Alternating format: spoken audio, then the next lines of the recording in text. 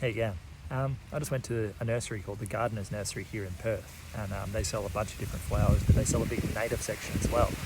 And I've got this section in my garden because my backyard has never been touched, like no one's ever done anything with it. And when we bought the house, it had there's nothing out there. So we're slowly getting natives put around the place. But this one's going. What I'm doing is I'm going to have a native plant section that goes all the way around the fence line, and then we're going to do a big ass veggie patch in the middle, and we're going to show you that this year, which is going to be really fun. But thought I'd chuck this one out there. So I found it today when I was at the nursery. It's called a golden wreath wattle, and it grows up to 10 metres, and it's going to be perfect as a blocking thing. I have lovely neighbours, but it will just block their view into the garden. So I'm going to go chuck it on the fence line, and hopefully it grows up nice and strong. It gets this big yellow flowers on it. Doesn't need much water because it's water wise, because it's a native plant. Just, sucks up that water when it gets it, and it also loves sandy soil, so that's absolutely perfect for out the back because we're in Perth, so it's a very sandy place. So I'm going to show you how to plant it and how to get it thriving. Now, planting plants isn't a very hard thing to do, and once you get the technique, pretty much every single plant is pretty much the same. So we've got the pot plant here. Well, it's in a pot, it's not a pot plant, it's going to go out in the open. But we've got that here. I've also got some that's got the key to making this thing go crazy. So let's get cracking. Yeah. So found a good spot here. It's in between where I want to block and where I want the tree to be. So I'm going to chuck it in straight here. Now it's just about digging the hole.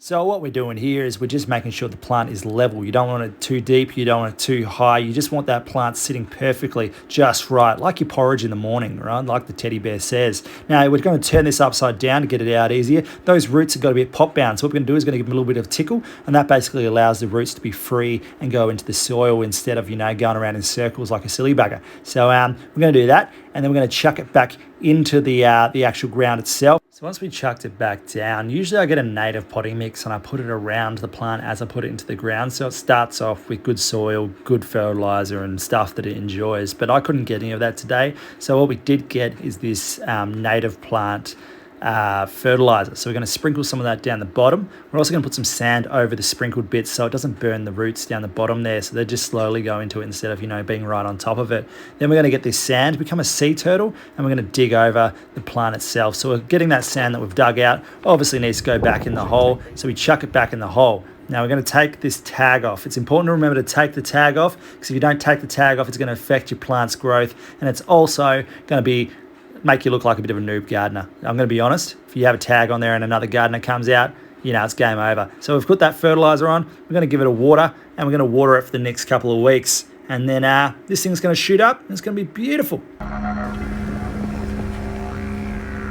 you go. So we've also got these ones to plant. We've finished planting the tree out the back. So we're also going to plant some daisies, which these ones are the Gazaninia hybrid, right?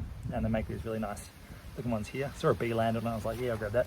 We've got this native one to go out the back, which is fertiliser aramophilia, which is our water-wise native plant, which has these really cool leopard print kind of flowers on it, which are pretty sweet. So that one will go out the back.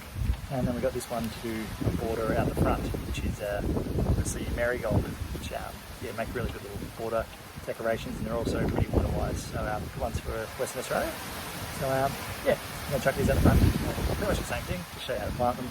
And So let's dive right into this planting technique. One side, left side, front side. That makes the best hole you will ever make in your life. So we're digging the hole out now, right? Cruising it in, checking if the pot size is correct, turning upside down to get the plant out, putting it in. It is level straight up because I'm a seasoned pro, and we're going to chuck that sand around it. So it's cranking around it. Later on I do come back and I do chuck some fertiliser on this one as well, just to make sure, it settles in and is happy in its new home. But that's pretty much how you get it in. I'm just pushing it in now to make sure that it's hitting that ground so it can grow up like fully down, you know what I mean? And then I put a little well around it, and that's it in. Bloody little fairy floss plant. Don't eat it though, you can't. It's not an edible one. So the name's a bit bloody tricky with that, eh? Like, you'd think you'd be able to eat it, but no. Now we're on to the marigold. So I want it in this little section here because I don't like this little pole thing. So we're going to pull out some of this grassy stuff because it looks a bit gross. But basically using my kids' little digger tool for these ones because they're tiny. These marigold were really pop bound, so they kept sticking together, which was rather annoying when you're trying to get them out. But the technique to get them out of that little pot thing there is turn it upside down, squeeze it so it pops out. Usually it comes out pretty easily, but because these ones were root bound, I had to do a lot of squeezing and a lot of pulling. But we got them out in the end, and basically my entire garden, if you're looking for a garden that's, well planned and, things are in certain spots to grow certain heights and all that sort of stuff, all that goes out the window with my yard. I want it as messy as possible. I want it to look natural as possible. So we're just chucking these in where they'll go and where they'll look, prime for people walking past going, oh, those just popped up. Nah, they didn't. I put them in, I put them in there, but they think that, they just grew out of nowhere. You know what I mean? That's the kind of vibe I'm going for anyway. So I thought they looked pretty sweet when I chucked them in here. And yeah, let's do a little zoom in here.